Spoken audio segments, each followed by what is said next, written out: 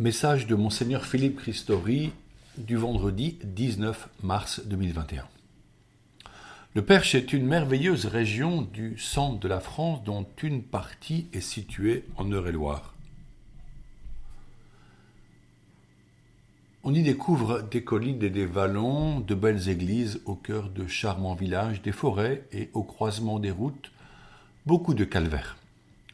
4 jours au sein de la paroisse Saint-Lubin-du-Perche, en rayonnant depuis Nogent-le-Rotrou, m'en ont donné un aperçu heureux. La visite pastorale d'un évêque est l'occasion d'une plongée dans la vie des gens. J'ai ainsi découvert le lycée technique de Nermont, l'entreprise Valégrin de découpe de viande de porc, le marché de Nogent.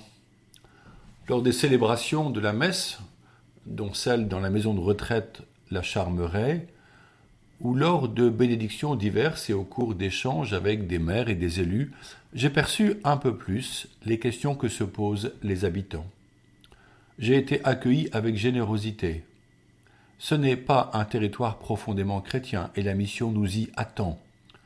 L'Esprit nous inspire de commencer toute rencontre en priant et en méditant la parole de Dieu pour en être nourris et partager ensemble ce que Jésus nous dit au fond du cœur, afin de favoriser la communion pour construire un avenir missionnaire. Nous comprenons vite à la vue de nos pauvretés pastorales qu'il ne s'agit pas d'utiliser des trucs à la mode, mais de commencer par l'union à Dieu, par un processus de formation et de catéchèse qui ouvre à la communion et à l'intimité avec le Seigneur. En ce sens, une prière de Thésée rassembla une belle assemblée en l'église Notre-Dame de Nogent-le-Rotrou, et ce fut une proposition adaptée à la rencontre de Jésus, tant les chants et l'adoration eucharistique permettaient à chacun une écoute intérieure du murmure de Dieu. Les couples de fiancés furent accueillis et bénis pour leur chemin vers leurs noces. Après le dimanche de Laetare, dit dimanche de la joie et de la réjouissance, nous continuons notre progression de carême puisque dans 10 jours, ce sera la fête des rameaux. L'Esprit Saint travaille en nous à la mesure de notre ouverture du cœur à son action. Nous sommes partis du mercredi des cendres où la parole nous invitait à la prière, au jeûne et au partage. Comment cela s'est-il concrétisé ? Il n'est pas trop tard pour engager nos pas à la suite du Christ. Bientôt, nous revivrons sa douloureuse passion. Il donne sa vie pour nous sauver de la mort et nous entraîner vers la vie éternelle. Certes, notre mort physique peut nous sembler lointaine, voire inquiétante. Nous pouvons même parfois la nier. Pourtant, elle vient, et nous devons en prendre conscience pour poser un acte de foi envers la promesse accomplie par le Christ. Seigneur, fais-moi désirer le ciel, prépare-moi à la vie éternelle en ta présence et permets que je vive mon quotidien avec l'espérance que la voie est ouverte et ma place préparée. Alors, tout ce qui advient ici-bas peut être lourd, voire douloureux. Ta lumière éclaire ma vie et je t'en rends grâce. Ne laissons pas le temps s'enfuir inutilement en nous perdant dans l'illusion des bienfaits terrestres dont nous sommes tentés de faire le centre de notre vie. L'Écriture dit « Ceux qui font des achats, qu'ils vivent comme s'ils ne possédaient rien, ceux qui profitent de ce monde comme s'ils n'en profitaient pas vraiment. Car ils passent le monde tel que nous le voyons. J'aimerais pouvoir libre de tout souci. » 1 Corinthiens 7 au verset 30 à 32. Voici justement que la liturgie nous offre en ce 19 mars une lumière merveilleuse, la fête de Saint Joseph. De lui, nous n'avons pas une seule parole dans l'Écriture sainte. Mais les évangélistes décrivent plusieurs moments où sa place et sa foi furent décisives. Il est fiancé à Marie, exerce le métier de charpentier, et voici que celle qu'il aime, et que celle qui lui est promise, est enceinte. Et cet enfant n'est pas de lui. Comment comprendre et faire confiance ? Jamais une femme n'a eu d'enfant sans rapport avec un homme. C'est la visite en songe d'un ange qui lui révèle le projet divin et son rôle. Joseph, fils de David, ne crains pas de prendre chez toi Marie ton épouse, puisque l'enfant qui est engendré en elle vient de l'Esprit Saint. Elle enfantera un fils, et tu lui donneras le nom de Jésus, c'est-à-dire le Seigneur sauve, car c'est lui qui sauvera son peuple de ses péchés. Matthieu 1, au verset 20 et 21. Alors, Joseph acquiesça à la demande de Dieu. Quand Joseph se réveilla, il fit ce que l'ange du Seigneur lui avait prescrit. Il prit chez lui son épouse, mais il ne s'unit pas à elle, jusqu'à ce qu'elle enfanta un fils auquel il donna le nom de Jésus. Matthieu 1, versets 24 et 25. Ensuite, il entend les paroles de Siméon au temple et l'annonce du glaive qui transpercera le cœur de son épouse Marie. Il prend soin de sa femme et de leur enfant, les conduit à Bethléem, puisque sa lignée remontait au roi David qui venait de là. Il trouve une étable où naît le nouveau-né, parvient à le soustraire à la violence d'Hérode grâce à un nouveau songe, et part en Égypte jusqu'à la mort de ce tyran.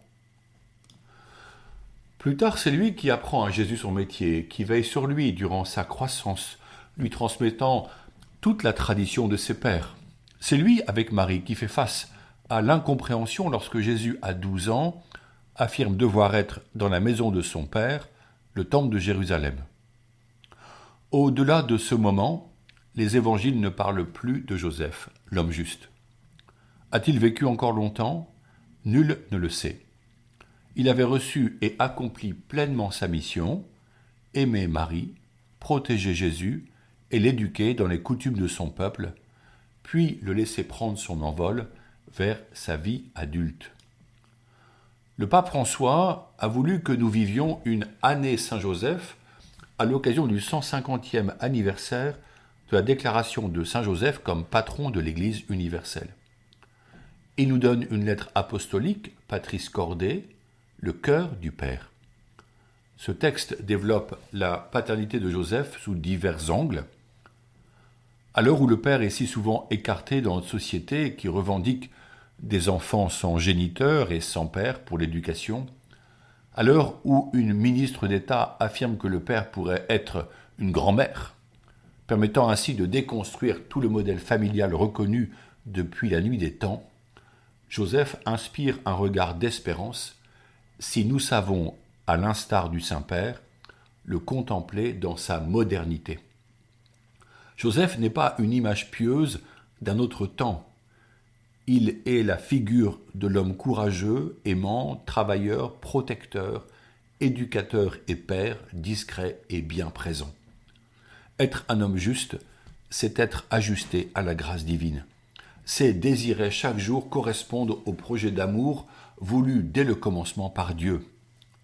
Il serait heureux de méditer sur la figure de Joseph en reprenant le texte du Saint-Père, je le cite, « Chaque fois que nous nous trouvons dans la condition d'exercer la paternité, nous devons toujours nous rappeler qu'il ne s'agit jamais d'un exercice de possession, mais d'un signe qui renvoie à une paternité plus haute.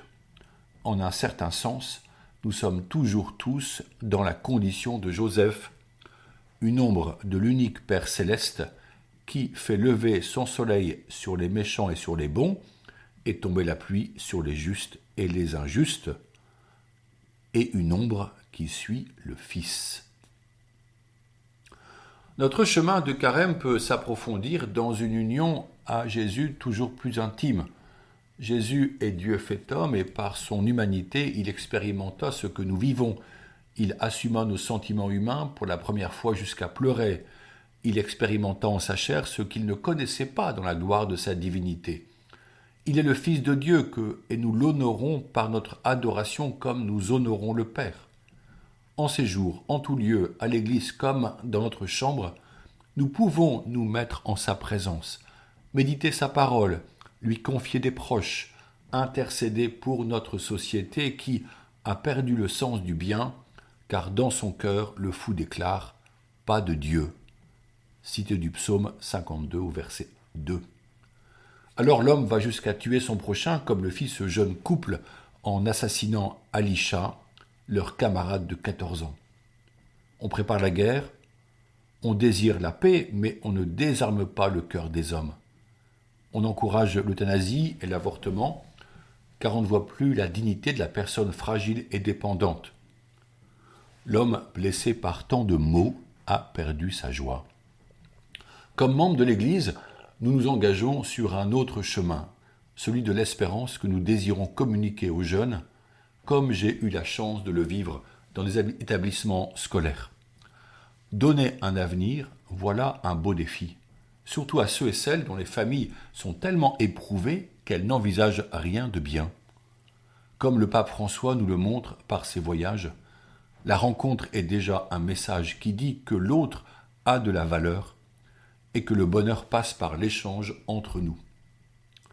Personne n'a le droit d'être heureux tout seul, disait Raoul Follereau, l'apôtre des lépreux. Nous sommes heureusement témoins de la présence de Dieu dans le monde. Si nous sommes proches de Jésus par la prière, si nous invoquons souvent la Vierge Marie, lui demandant de prier pour nous pauvres pécheurs, si nous laissons notre intelligence être éclairée par la parole divine, alors subtilement, nous vivrons pleins de Dieu et il y aura un débordement inconscient de sa présence à l'extérieur de nous-mêmes. Alors nos proches ressentiront par nos regards, notre écoute, nos mots, que nous sommes messagers de plus grands que nous. Alors nous serons témoins et disciples missionnaires. Ce temps pascal arrive et le monde a besoin de réentendre la puissance de l'amour divin exprimée par l'offrande absolue de Jésus, mort et ressuscité. La mort n'a pas eu la victoire, la vie l'a emportée et nous est offerte. Ne soyons pas inquiets d'être le petit reste qui porte en cette société la foi reçue dans l'Église depuis 2000 ans. Chacun de nous est une pierre vivante qui porte l'ensemble. Elle est belle, notre fraternité. Puissions-nous acclamer Jésus par toute notre vie. Ô Vierge Marie, nous cheminons en ce carême vers la Pâque de ton Fils. Tu accompagnes nos vies par ton intercession auprès du Père. Aussi osons-nous te supplier encore pour que des jeunes entendent et accueillent l'appel pour s'engager librement dans une vie consacrée pour le royaume de Dieu. Vierge Marie, Mère du Christ prêtre, Mère des prêtres du monde entier, vous aimez tout particulièrement les prêtres parce qu'ils sont les images vivantes de votre Fils unique. Vous avez aidé Jésus par toute votre vie terrestre et vous l'aidez encore dans le ciel. Nous vous en supplions, priez pour les prêtres. Priez le Père des cieux pour qu'il envoie des ouvriers à sa moisson. Priez pour que nous ayons toujours des prêtres qui nous donnent les sacrements, nous expliquent l'évangile du Christ et nous enseignent à devenir de vrais enfants de Dieu.